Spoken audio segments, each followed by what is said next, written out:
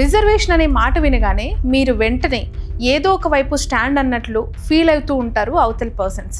ఒకవేళ రిజర్వేషన్స్ తీసేయాలి అంటే మిమ్మల్ని క్యాస్ట్ చేసి అని ముద్ర వేస్తారు. ఒకవేళ ఉండాలి అంటే మీరు మెరిట్నే గౌరవించడం లేదు అంటారు. ఇది కామన్ సినారియో. బట్ ఈ రెండు వర్షన్స్ మధ్య నిజాయితీగా ఒక ప్రశ్న అడగాలన్నా కూడా జనం ఇప్పుడు భయపడే పరిస్థితికి వచ్చేసింది. సరిగ్గా ఈ భయాన్నే బద్దలు కొడుతూ కేవలం 2-3 డేస్గా ఇన్స్టాగ్రామ్లో ఒక కొత్త క్యాంపెయిన్ లక్షలాది మంది ఫాలోవర్స్ని సొంతం చేసుకుంది. దాని పేరే రిజర్వేషన్ హటావ్ ఆందోళన్. ఇది ఏ పార్టీ ఆఫీస్ నుంచో పుట్టిన క్యాంపెయిన్ కాదు. దీని వెనుక ఏ ప్రముఖ నాయకుడు, సీనియర్ నాయకుడు లేరు. బట్ ఒక సీజేఐ కమెంట్ మీద మొదలైన కాక్రోచ్ జనతా పార్టీ నుంచి ఇన్స్పైర్ అయ్యి ఒక కొత్త తరం, ఒక కొత్త జంజీ, కొత్త యూత్, ముఖ్యంగా స్టూడెంట్స్ ఈ మూమెంట్ని స్టార్ట్ చేశారు ఇన్స్టాగ్రామ్ సెంట్రిక్గా. ఈ వీడియోలో నేను మీకు 3 విషయాలు చాలా క్లియర్గా చెప్పబోతున్నాను. నెంబర్ 1, ఈ రిజర్వేషన్ హటావో ఆందోళన్ ఎందుకు, ఎలా పుట్టింది అని చెప్పి. ఇక సెకండ్ పాయింట్, రిజర్వేషన్స్ని సపోర్ట్ చేసే వాళ్ళు ఏం చెప్తున్నారో, దాన్ని ప్రశ్నించే వాళ్ళు ఏం అంటున్నారో, అండ్ ఈ విషయంలో మొత్తానికి కోర్టు ఏం చెప్పిందో అని క్లియర్గా చెప్పబోతున్నాను. సో మూడోది 2 సైడ్స్ నుంచి ఉన్న ఇష్యూస్ ఏంటి, ఫస్ట్ది ఇంప్లిమెంట్ చేస్తే సెకండ్కి ఎలా నష్టం, సెకండ్ది ఇంప్లిమెంట్ చేస్తే ఫస్ట్కి ఎలా నష్టం, ఈ రెండింటిని కంపేర్ చేస్తూ థర్డ్ పాయింట్ ఉండబోతాను. ఇక్కడ నేను ఈ వీడియోకి సంబంధించి ఏ ఒక్క సైడ్ని తీసుకోవట్లేదు, ఎవరిని వెనకేసుకొని రావట్లేదు. చివరికి మీరే మీ అభిప్రాయాన్ని నిర్ణయించుకోవాలి అని చెప్పి పూర్తి స్టోరీ మీ ముందు నేను పెట్టబోతూ ఉన్నాను. So let's get in to the video. So ఇక్కడ ఈ టైం లైన్ ఒకసారి అర్థం చేసుకోండి. ఒక రాజీనామా చాలా మందికి ఒక కొత్త నమ్మకాన్ని ఇచ్చింది. మనం గట్టిగా అడిగితే ప్రభుత్వం వింటుంది అనే నమ్మకం, అంతే కదా. ఈ నమ్మకంతోనే సీజేపీ తన ఆందోళనని ఆపేసిన ఒక్క రోజులోనే రిజర్వేషన్ హటావో ఆందోళన్ ఇమీడియట్గా పుట్టుకొచ్చింది ఇన్స్టాగ్రామ్లో. వాళ్ళ క్లెయిమ్స్ ఏంటి, మాకు ఏ పొలిటికల్ పార్టీతో సంబంధం లేదు, మేము చాలా ఇండిపెండెంట్గా ఉన్నాము, మేము కేవలం క్యాస్ట్ బేస్డ్ రిజర్వేషన్ని ఇక్కడ ప్రశ్నించడానికే, జస్ట్ ప్రశ్నించడానికే ఈ పేజ్ స్టార్ట్ చేశాము, ఈ మూమెంట్ తెరపైకి తీసుకొచ్చాము అని చెప్పి. ఇక్కడ ఒక ఇంపార్టెంట్ పాయింట్ ఉంది. వాళ్ళు రిజర్వేషన్ పూర్తిగా తీసేయాలి, తరిమేయాలి అని అడగట్లేదు. క్యాస్ట్ బదులు ఎకనామిక్ బేసిస్ మీద ఇవ్వాలి అన్నదే వాళ్ళు ప్రధానంగా చేస్తున్న డిమాండ్. ఈ చిన్న తేడాని చాలామంది మిస్ అవుతూ ఉన్నారు. హెడ్లైన్స్ చూస్తే రిజర్వేషన్ హటావో అనిపిస్తుంది, బట్ ఇన్డెప్త్గా వెళ్ళి చూస్తే ఇది రిజర్వేషన్ రిఫార్మ్కి దగ్గరగా ఉన్న డిమాండ్. ఇక్కడ వరకు సరే, ఇప్పుడు అసలు రిజర్వేషన్ ఎంత శాతం ఉందో చూడాలి కదా. Let's see.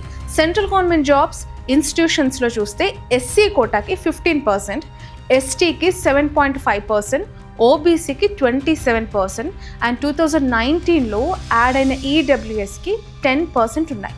ఇవన్నీ కలిపితే ఎంత అవుతుంది, 59.5% అవుతుంది. అంటే సెంట్రల్ లెవెల్లో దాదాపు 60% సీట్స్ ఇప్పటికే ఆల్రెడీ రిజర్వ్ అయిపోయాయి. కొన్ని రాష్ట్రాల్లో అయితే ఈ పర్సంటేజ్ ఎంతో తెలుసా, 70% క్రాస్ అయిపోయింది. This is the fact. మరి ఈ 50% లిమిట్ అనే మాట మీరు చాలాసార్లు గతంలో వినే ఉంటారు కదా. ఇది ఎక్కడి నుంచి వచ్చిందో తెలుసా, జస్ట్ ఒక్కసారి దాని గురించి తెలుసుకొని వెనక్కి వెళ్ళొద్దాం. 1992లో Indira Sawhney versus Union of India అనే కేసు, దీన్ని మండల్ కమిషన్ కేసు అని కూడా అంటారు. మీలో చాలామంది 90s నుంచి ఉన్న వాళ్ళైతే ఈ కేసు గురించి అవగాహన ఉంటుంది. 9 జడ్జ్ బెంచ్ అంటే 9 మందితో కూడిన ధర్మాసనం ఈ కేసుని డిసైడ్ చేసింది. అండ్ అప్పుడు సుప్రీంకోర్టు 3 కీలకమైన థింగ్స్ ఇక్కడ డిస్కస్ చేసింది, చెప్పింది కూడా. ఫస్ట్ థింగ్ ఏంటి, ఓబీసీలకి 27% రిజర్వేషన్ వ్యాలిడ్ అనేది. ఇక 2, టోటల్ రిజర్వేషన్ 50% దాటకూడదు, క్రాస్ చేయొద్దు అని చెప్పి. ఎక్స్ట్రాడినరీ సర్కమ్స్టాన్సెస్ తప్ప. మూడోది, ఓబీసీలో క్రీమీ లేయర్ అంటే ఆర్థికంగా ఎదిగిన వాళ్ళని బెనిఫిట్స్ నుంచి ఎక్స్క్లూడ్ చేయాలి అని చెప్పి దీని అర్థం. ప్రస్తుతం ఈ క్రీమీ లేయర్ ఇన్కమ్ లిమిట్ ఏడాదికి 8 లక్షల రూపాయలుగా ఉంది. సో 50% నుంచి 59.5%కి ఎలా వెళ్ళిందో తెలుసా మీకు. 2019లో ప్రభుత్వం ఈడబ్ల్యూఎస్ కోసం 10% రిజర్వేషన్ తీసుకొచ్చింది. 103rd కాన్స్టిట్యూషనల్ అమెండ్మెంట్ ద్వారా దీన్ని జన్హిత్ అభియాన్ అనే కేసులో సుప్రీంకోర్టులో ఛాలెంజ్ చేశారు. ఇక 2022లో 5 జడ్జ్ బెంచ్ 3:2 మెజార్టీతో ఈడబ్ల్యూఎస్ రిజర్వేషన్ని అప్పీల్ చేసింది. అంటే మొదటిసారిగా కేవలం ఆర్థిక పరిస్థితి ఆధారంగా కూడా రిజర్వేషన్ ఇవ్వచ్చు అని చెప్పి కోర్టు యాక్సెప్ట్ చేసింది. అంతేకాదు 50% సీలింగ్ అనేది ఇన్ఫ్లెక్సిబుల్ కాదు అని కూడా కోర్టు అప్పుడు స్పష్టంగా చెప్పింది. ఈ ఒక్క జడ్జిమెంట్ 30 ఏళ్ళుగా ఉన్న 50% వాల్ని బద్దలు కొట్టేసింది. ఇప్పుడు మేము కూడా ఆర్థిక ప్రాతిపదికన రిజర్వేషన్ కావాలి అని అడిగితే ప్రతి గ్రూప్కి ఈ జడ్జిమెంట్ ఒక లీగల్ ఆధారంగా ఒక ఎగ్జాంపుల్గా మారిపోయింది. సో అసలు విషయానికి ఇప్పుడు రావాలి. రిజర్వేషన్ సపోర్టర్స్ వైపు నుంచి ఏం చెప్తున్నారు అండ్ దాన్ని క్వశ్చన్ చేసే వాళ్ళు ఏమంటున్నారు మనం ఖచ్చితంగా వినాలి. సో ఈ రెండు వైపుల విషయాన్ని మనం చూస్తే మీరు నిజంగానే ఫెయిర్గా జడ్జ్ చేయగలుగుతారు. ఇది చాలా ఇంపార్టెంట్ ఫ్యాక్ట్. రిజర్వేషన్ సపోర్టర్స్ వైపు నుంచి వచ్చే మొదటి ఆర్గ్యుమెంట్ ఏంటి? Historical injustice. శతాబ్దాలుగా కొన్ని కమ్యూనిటీస్ని చదువుకి ఉద్యోగాలకి చాలా దూరంగా ఉంచారు అండ్ ఆ ఇన్జస్టిస్ని ఒక్క జనరేషన్లో సరిదిద్దలేము అని చెప్పి వాళ్ళు వాదిస్తున్నారు. ఇక రెండవది రిప్రజెంటేషన్. ప్రభుత్వ ఉద్యోగాల్లో, హైయర్ ఎడ్యుకేషన్లో మార్జినలైజ్డ్ కమ్యూనిటీస్కి ప్రాపర్ రిప్రజెంటేషన్ రావాలి అంటే రిజర్వేషన్ తప్పనిసరి అని చెప్పి వాళ్ళు చెప్తూ ఉన్నారు. ఇక third point, equality of opportunity. Merit అంటే కేవలం మార్క్స్ మాత్రమేనా? కాదు. మీ స్కూల్ ఎలాంటిదో, మీకు కోచింగ్ దొరికిందో లేదో, మీ ఇంట్లో న్యూట్రిషన్ ఎలా ఉందో, ఇవన్నీ మీ మార్క్స్ మీద ప్రభావం చూపిస్తాయి. మొదటే అసమానంగా ఉన్న స్టార్టింగ్ పాయింట్ని మొత్తం పక్కన పెట్టేసి అందరి దగ్గర సమాన మార్క్స్ ఎక్స్పెక్ట్ చేయటం ఫెయిర్ కాదు అనేది వాళ్ళ ఆర్గ్యుమెంట్. నాలుగోది సోషల్ మొబిలిటీ. రిజర్వేషన్ వల్ల చాలామంది first generation graduates civil servants అవ్వగలిగారు అని చెప్పి వాళ్ళు గుర్తు చేస్తారు. ఇప్పుడు రిజర్వేషన్ హఠావో ఆందోళన లాంటి వాళ్ళు చెప్పే పాయింట్స్ కూడా మనం ఇక్కడ ఒకసారి చూడాలి. చాలా ఇంపార్టెంట్. ఎందుకంటే ఈ జనరేషన్లో స్టార్ట్ అవుతున్న ఒక ఉద్యమం ఇది. మొదటగా ఎకనామిక్ క్రైటీరియా. వీళ్ళు రిజర్వేషన్ పూర్తిగా వద్దు అని అనట్లేదు. క్యాస్ట్ బదులు ఆర్థిక పరిస్థితి ఆధారంగా ఇవ్వాలి అన్నదే ప్రధానంగా వీళ్ళ డిమాండ్. పూర్ అయిన ప్రతి ఒక్కరికి ఇవ్వాలి, క్యాస్ట్తో సంబంధం లేకుండా. ఇక second thing, creamy layer expansion. ఓబీసీలో ఇప్పటికే క్రీమీ లేయర్ కాన్సెప్ట్ ఉంది అండ్ ఎస్సీ ఎస్టీలలో కూడా ఈ కాన్సెప్ట్ తీసుకురావాలి అన్నది వీళ్ళ ప్రధాన డిమాండ్. ఇంట్రెస్టింగ్ విషయం ఏంటంటే 2024లో ఒక సుప్రీంకోర్టు సబ్ క్లారిఫికేషన్ జడ్జిమెంట్లో కొంతమంది జడ్జెస్ కూడా ఇదే డైరెక్షన్ గురించి ఎగ్జాక్ట్లీ తమ ఒపీనియన్లో ప్రస్తావించారు. ఎస్సీ ఎస్టీలో కూడా ఎప్పటికైనా క్రీమీ లేయర్ రావచ్చేమో అని చెప్పి అప్పుడు వాళ్ళు అభిప్రాయపడ్డారు. ఇక third point, merit and efficiency. Competitive ఎగ్జామ్స్లో general category cut off, reserved category cut off మధ్య తేడా చాలా ఎక్కువగా ఉంటుందని చెప్పి, ఇది సెలెక్షన్ ప్రాసెస్ మీద డైరెక్ట్ ఇంపాక్ట్ చూపిస్తుంది అని చెప్పి చాలామంది ఆర్గ్యుమెంట్ చేశారు అప్పుడు. ఇక fourth point, reservation expansion fear. Reservation system ఇలాగే కొనసాగితే భవిష్యత్తులో ఇంకా కమ్యూనిటీస్ డిమాండ్ చేస్తూనే ఉంటాయని చెప్పి చాలామంది మేధావులు చెప్పారు. ఇది కేవలం థియరీ కాదు. 2015 నుంచి 19 వరకు గుజరాత్లో పట్టిదార్ రిజర్వేషన్ అజిటేషన్ జరిగింది. చాలామందికి ఇష్యూ గుర్తే ఉంటుంది. అందులో చాలామంది ప్రాణాలు కోల్పోయారు, ఆస్తి నష్టం కూడా భారీగా జరిగింది. అండ్ ఆ అజిటేషన్ చివరికి ఈడబ్ల్యూఎస్ రిజర్వేషన్ తీసుకురావడానికి కారణమైన అంశాల్లో ఒకటిగా మెయిన్ పాయింట్గా మారిపోయింది. ఇప్పుడు మహారాష్ట్రలో కూడా ఇదే తరహా కాన్ఫ్లిక్ట్ నడుస్తుంది. మరాఠా రిజర్వేషన్ కోసం ఒక గ్రూప్ అక్కడ ఫైట్ చేస్తూ ఉంటే ఎగ్జిస్టింగ్ ఓబీసీ రిజర్వేషన్ని కాపాడుకోవడం కోసం ఇంకొక గ్రూప్ అక్కడ ఫైట్ చేస్తుంది. సో ఎక్కడి నుంచో ఒక దగ్గర నుంచి ఒక డిమాండ్ భారీగా వస్తుంది, వాళ్ళు అది నెరవేర్చుకునే లోపే ఇంకొక దగ్గరికి స్ప్రెడ్ అవుతుంది.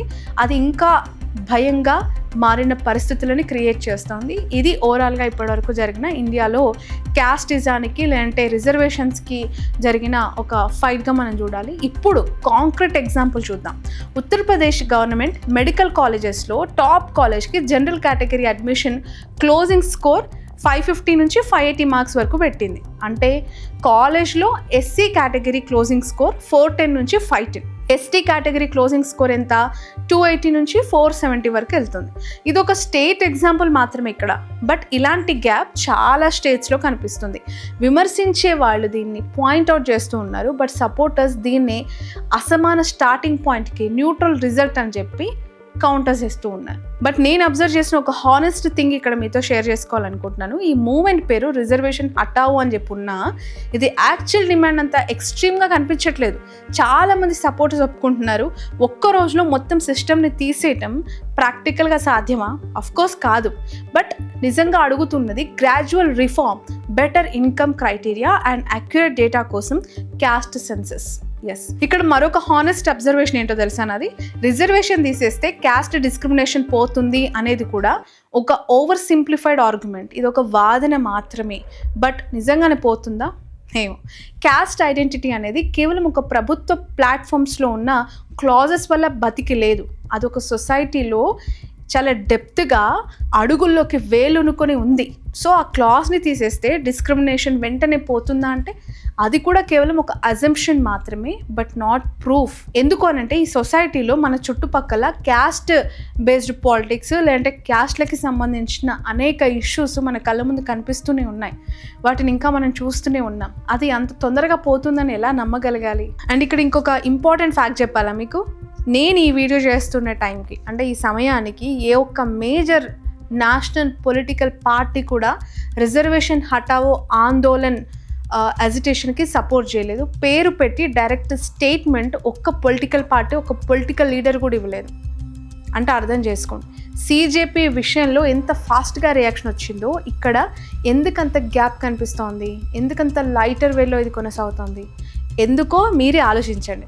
రిజర్వేషన్ ఓటు బ్యాంక్కి డైరెక్ట్గా కనెక్ట్ అయిన అంశం కాబట్టి దేశవ్యాప్తంగా ఇది ఏ స్థాయిలో చర్చకు తీసుకెళ్లాలన్నా, ఎజిటేషన్ రూపంలో ఉధృతంగా కొనసాగించాలి అన్నా ఎప్పటికప్పుడు దీన్ని తుంచేస్తూ వెళ్ళే వాళ్ళే మన పొలిటికల్ సిస్టంలో ఉన్న బడా లీడర్స్, పొలిటికల్ పార్టీస్. ఇక్కడ ఒక్క నిమిషం ఆగా ఆలోచించండి. ఒక జనరల్ కేటగిరీ స్టూడెంట్ 2 మార్కుల తేడాతో సీట్ కోల్పోతే ఆ బాధ నిజం. మరోవైపు తరతరాలుగా ఏ ప్రభుత్వ ఉద్యోగంలోకి అడుగుపెట్టని ఫ్యామిలీ నుంచి వచ్చిన ఒక ఎస్సీ స్టూడెంట్ రిజర్వేషన్ వల్ల మొదటిసారి ఆ ఇంట్లో గవర్నమెంట్ ఎంప్లాయీ అయితే ఆ గర్వం కూడా నిజమే. ఈ 2 కథలు నిజం కావచ్చు, బట్ ఒకదానితో ఇంకొక దాన్ని కనెక్ట్ చేసి తప్పు అనలేం. బట్ ఇక్కడ సోషల్ మీడియా మీద ఈ డిబేట్ ఎప్పుడు వాళ్ళు వర్సెస్ వీలుగా కొనసాగుతూనే ఉంది. ఆల్రెడీ మారిపోయింది. అసలైన కన్వర్జేషన్ దీన్ని ఎలా ఇంప్రూవ్ చేయాలి అనేది. బట్ ఇంప్రూవ్ అయ్యే స్కోప్ ఎంతవరకు ఉంది మన ఇండియాలో అయితే నాకు పెద్దగా కనిపించట్లేదు. నా అభిప్రాయాన్ని, నా పాయింట్ ఆఫ్ వ్యూలో ఎగ్జాక్ట్లీ మీకు చెప్పాలనుకుంటున్నా, రిజర్వేషన్ని పూర్తిగా తీసేయాలి అనేది కరెక్ట్ కాదు. బట్ రిజర్వేషన్ని అస్సలు టచ్ కూడా చేయొద్దు అనడం కూడా కరెక్ట్ కాదు. నిజమైన కన్వర్జేషన్స్ జరగాలి, డిస్కషన్ జరగాలి అంటే ముందు అక్యురేట్ డేటా కావాలి. అదే క్యాస్ట్ సెన్సెస్. ఆ తర్వాత కరేజ్ కావాలి, అంటే ధైర్యం. ప్రతి గ్రూప్లో ఉన్న క్రీమీ లేయర్ని హానెస్ట్గా గుర్తించే ధైర్యం కావాలి. ఈ సిస్టంలో ఆ ధైర్యం ఉందా?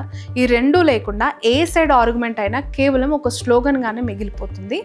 ఇప్పుడు చూస్తున్న అజిటేషన్ కూడా నాకు అలాగే కనిపిస్తోంది. మీరు ఏ సైడ్ అన్నది నాకు అవసరం లేదు.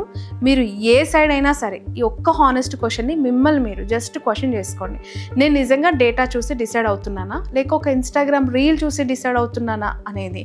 ఆల్రెడీ పెయిన్గా ఫీల్ అయిన వాళ్ళకి ఈ బాధ ఏంటో అర్థమై ఉంటుంది. సో కింద కమెంట్ సెక్షన్లో మస్ట్గా మీరు దేనికి సపోర్ట్ చేస్తున్నారు, అయితే రిజర్వేషన్స్ కావాలి లేదంటే పూర్తిగా ఎత్తేయాలి, ఏ రిఫార్మ్కి, ఏ స్టేటస్ కోకి మీరు కంప్లీట్గా సపోర్ట్ చేస్తున్నారో జెన్యూన్గా మీ రీజన్, మీ ఒపీనియన్ ఒక్క వర్డ్లో మెన్షన్ చేయండి. ఈ టాపిక్ మీద నెక్స్ట్ ఎప్పుడు అప్డేట్స్ వచ్చినా ఇంకొక పార్ట్ 2 వీడియో మీ ముందు ఖచ్చితంగా తీసుకొస్తాను. Let's subscribe Sravani's POV. Next వీడియోతో మళ్ళీ కలుద్దాం.